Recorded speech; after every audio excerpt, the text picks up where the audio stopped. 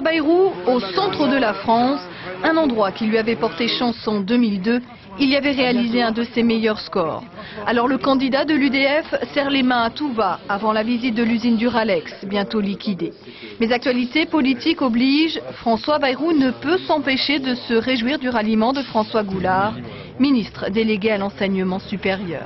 Pour moi, c'est évidemment très encourageant et c'est la révélation qu'il y a un courant de fond parmi les citoyens, on le voit bien dans les enquêtes d'opinion, et parmi les responsables qui disent voilà une chance nouvelle pour la France.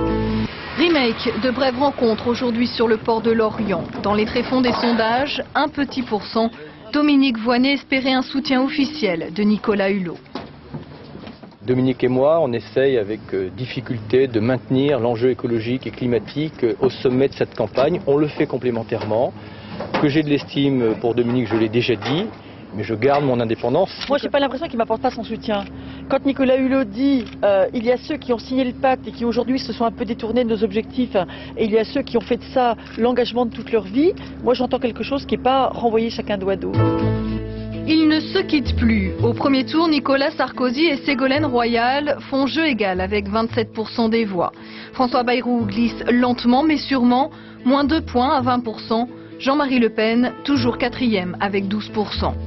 Au second tour, Nicolas Sarkozy l'emporterait de peu, 51% contre 49% pour la candidate socialiste.